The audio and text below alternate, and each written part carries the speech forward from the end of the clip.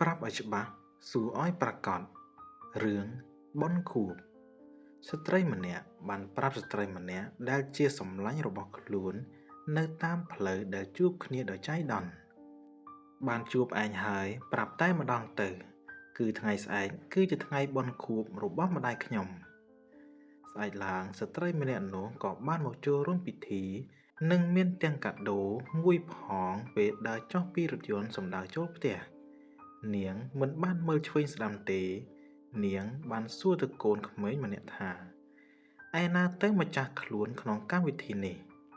កូនក្មេងនោះប្រាប់ថាកើតនៅខាងក្នុងផ្ទះនោះនាងក៏បានដើរចូលទៅដល់មិត្តទ្វារ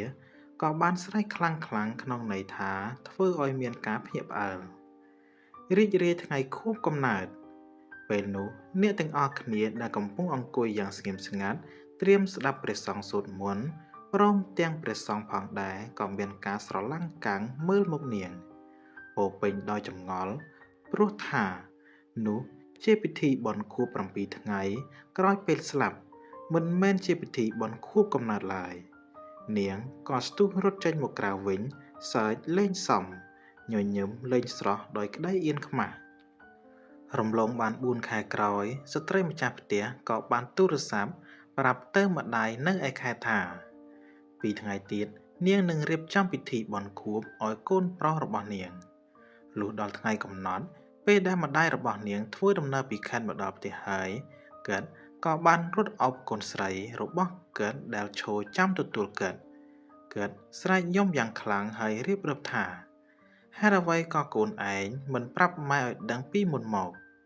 ម៉ែស្ដាយណាស់ចៅមាសជីដូនអើយជីដូនអាណិតចៅណាស់ហេតុអ្វីក៏ចៅអាយុខ្លីយ៉ាងនេះកូនស្រីរបស់កើតហាក់ស្រឡាំងកាំងជាខ្លាំងកើតយំឡើងទន់ខ្លួនហើយសួរថាហេតុអីបានជាចៅអញស្លាប់កូនស្រីរបស់កើតសួរថាអ្នកណាស្លាប់ទៅម៉ែយីអើមីនេះវើយកូនងឹបមួយទាំងមូលវាធ្វើហាក់ដូចជាគ្មានស្ដាយស្រណោះអ្វីសោះការដែលប្រាប់អញនឹងក្រែងថាចៅប្រុសរបស់អញស្លាប់ឬទើបធ្វើបន់ខួបនៅថ្ងៃនេះពុទ្ធោអើយម៉ែមិនមែនវាស្លាប់ទេតែខ្ញុំធ្វើពិធីជប់លៀងខួបកំណើតឲ្យវានឹងណា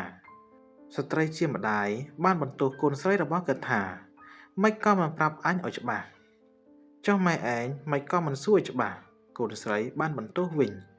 គឺអត់ច្បាស់ដូចគ្នាការជាប្រយោជន៍បើមិនច្បាស់ត្រូវសួរដើម្បីឲ្យដឹងច្បាស់ធ្វើអ្វីទាំងមិនច្បាស់នាំឲ្យបានផលមិនល្អនាំឲ្យខាតពេលនាំឲ្យខ្មាស់គេធ្វើអ្វីទាំងមិនច្បាស់ព្រោះខ្វះគំនិតជ្រៅគំនិតរាក់តែងតែនាំឲ្យមានការស្ដាយក្រោយ